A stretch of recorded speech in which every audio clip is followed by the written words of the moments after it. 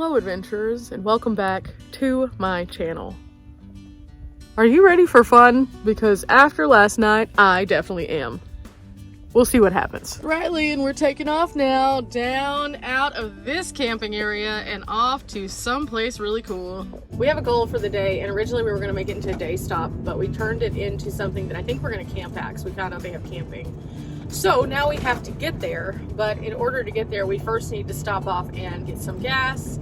We need to stop off and get some groceries so we can actually cook tonight.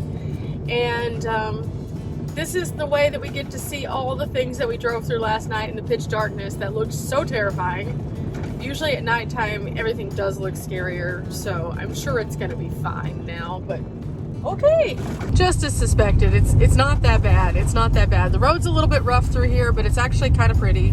Hi, buddies. I don't think you're supposed to be out of your fence. Hi there. Is that grass delicious? It must be. Be careful, don't get in the road. Well, that's definitely not supposed to be like that.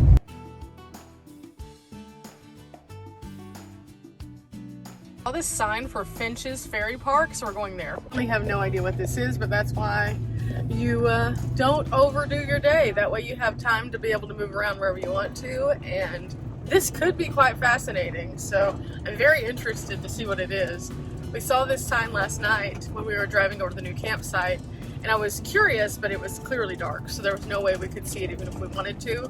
So we just decided this morning we'd check it out on our way to the site, so cool. Apparently we're only about 2 miles from it, so why not?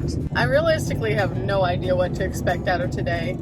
Our schedule that we had kind of set forth for the next couple of days just got thrown out the window when all the weird stuff happened last night. Oh! Oh! That was the biggest... That was a big crater. Unavoidable crater. Oh! We're gonna have to check the van when we stop. It hit so hard that my thermometer came off. Good times. Worse, I'm not even going fast. That was me going slow through that thing. Oh my gosh. Okay, so the turnaround here takes us to this, which has the red on the post. So that means we can't go in there. But there's this old abandoned building that looks real creepy out here. Looks like you might have used to been able to drive kind of back behind that area, but you can't now. But there's another section of this park that we're actually going to go explore. That's right over here. That looks like it has like a picnic area and stuff like that. So way less creepy, but interesting to say the least. I'd really love to know if there's any historic signs out here also. Maybe, we'll see. So I got out of the van to do a quick once over to make sure everything's okay after that crater that we went through. Everything still looks fine. Nothing looks problematic.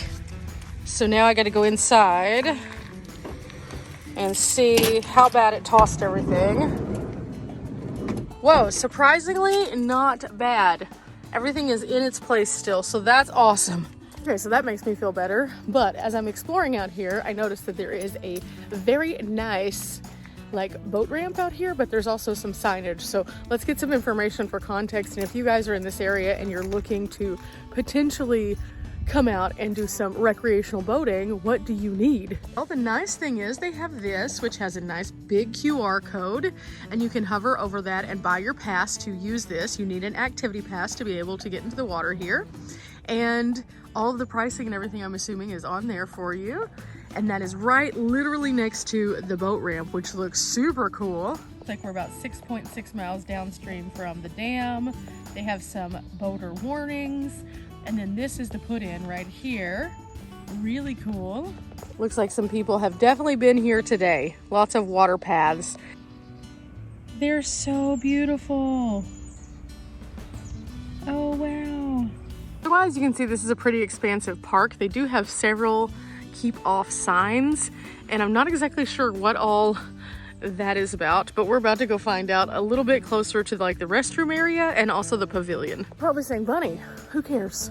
This isn't a place that I want to go. I'm not going to get in the water, but I find this to be fascinating because you never know who might stumble upon a video and be interested in a certain kind of activity. Now, I travel in my van, but I've traveled in a tent. So I find things that are accessible to tent campers sometimes that might seem weird while I'm in my van. But at the same time, I think of all my friends back in the tenting world who are still out there camping in their tents and doing through hiking and stuff like that. And I want to look out for them. If I find something cool, I want to tell them about it too. Same thing with people who enjoy recreating in a different way that I might recreate. Just because something isn't something that I personally am able to do, because I don't have a kayak, I don't have a boat or anything like that, doesn't mean that it doesn't have value. So talking about places like this and coming out is very enjoyable. It's nice to see what's available, but it's also nice to be able to just see the nature in the places. If I hadn't stopped to be a little curious, I would have never seen those butterflies. Looks like Riley's gonna join me over here after putting her trash in the trash cans. And as you can hear, there's definitely a train somewhere close by. It's all part of the experience. The experience is what makes this adventure so worth it.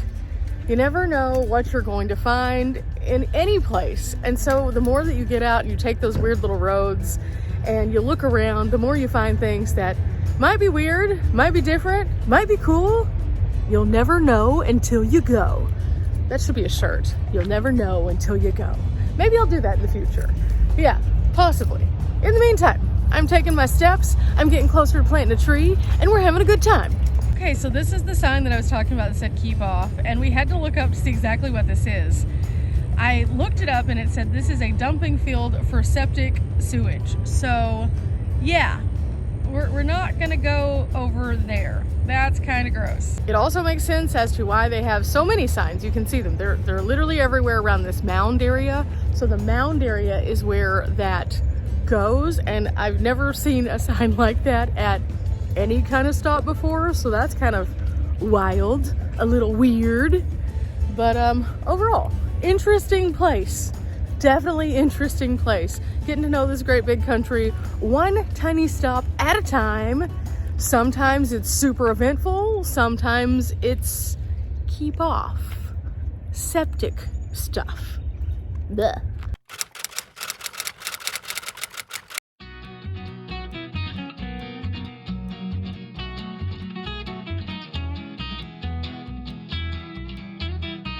Okay, we picked up our supplies and now we got to put them in the fridge and head to camp.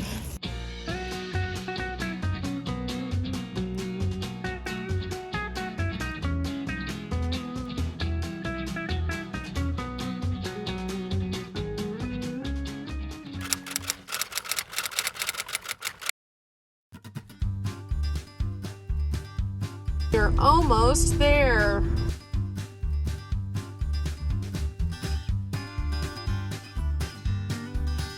Just arrived at our new site and I decided I was going to plug some batteries in to charge them. So I managed to clip my finger and now that hurts really bad. We have made it to a historic site here in Alabama, and originally we thought we were going to camp here, but it looks like it's pretty full, so I don't know if that's going to be the story. So later on we're going to have to find a place to stay again. Yay, yay, because that's a struggle here in Alabama. But we'll figure out something later on. It'll be fine, it'll be fine.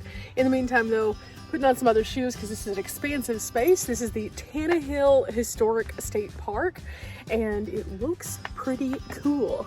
So I'll do a full video about this so you can go and check it out in a little bit more detail. But for now, I'm trying to pull out some camera equipment so I can get on the move, and I need to find a tripod somewhere. So wish me luck. I'm gonna dive deep into the bowels of my van to find it. Oh gosh.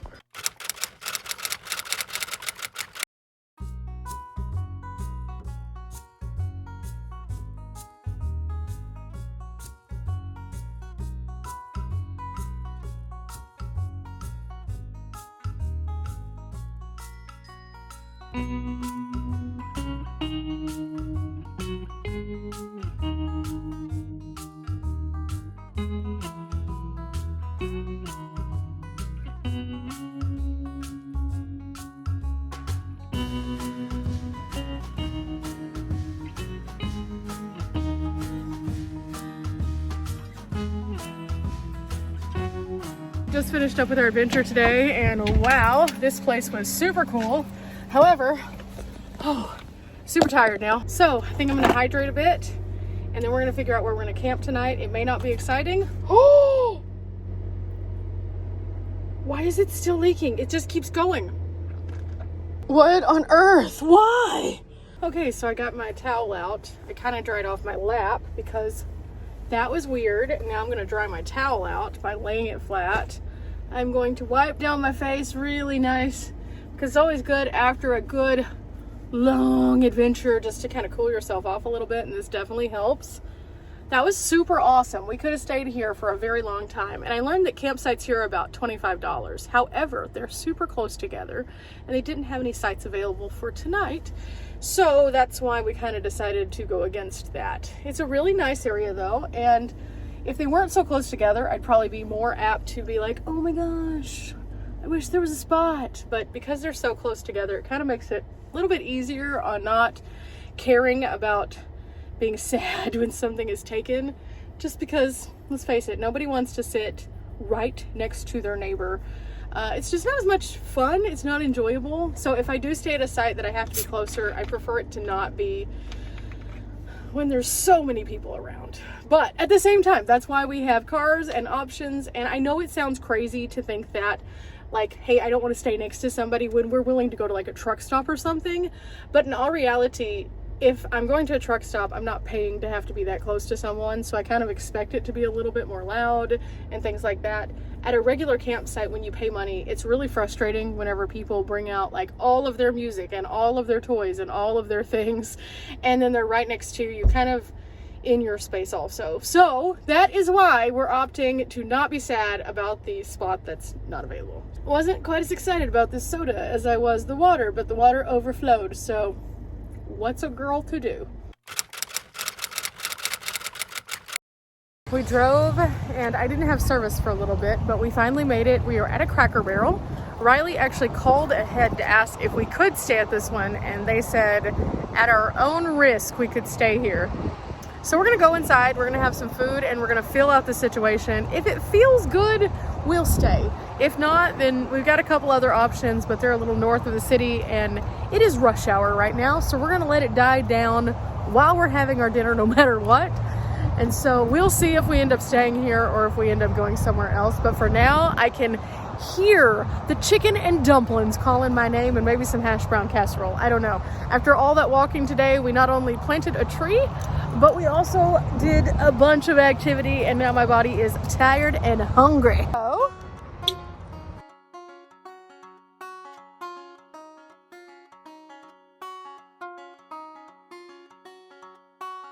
It is super cold in here, so Riley went out to the Vans and she was going to go grab her jacket, so she asked if she could grab mine. I was going to go out there and grab it, but that is so helpful, so thank goodness.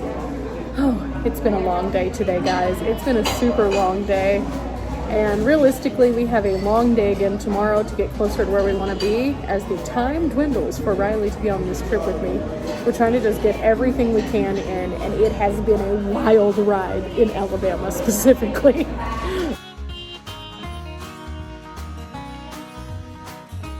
I'm stuffed to the gills. I'm so full, and now the food coma has commenced. Today's been a good day. We got lots of activity in. It started off a little interesting, but it's ending up okay. I think this is going to be a decent spot. Nobody seemed to have an issue with us being here. There's not any signs. It would make me feel better if another van pulled in, though. It just would. I don't love staying in places like this. I just don't. It's a personal thing. Truck stops, they're good. Cracker Barrels, they're good. Still doesn't make me feel the best to do it. I prefer staying out in the middle of nowhere. It just makes me happier. We've gotten past the flood warning areas now, so I think that going forward we'll be able to stay in some more remote places, but finding places is also a little bit different. There's not as many sites when you come closer to the south or to the east when it comes to the apps, unless you do paid sites, and I don't mind paying per site. I think that we're going to do that, in fact, and tonight we're going to look to see what kind of sites are available so we can plan out the next few days. I don't love to plan. I like to just kind of go on a whim where I feel like going, but it is going to be more important to find those spots ahead of time, I think, in this circumstance at least, because Alabama is just being a little different with their parking situation. So, as a result, Riley and I have a mission this evening. We're going to be looking up some campsites.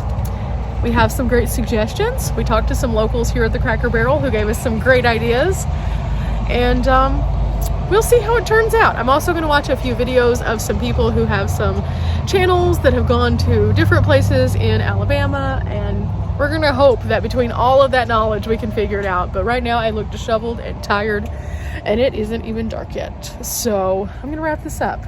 Remember guys, we're not here for a long time, but we are here for a good time. It can only be a good time if you do a few preparation steps to get there. So I'm gonna do that, and I'll see you next time. Bye!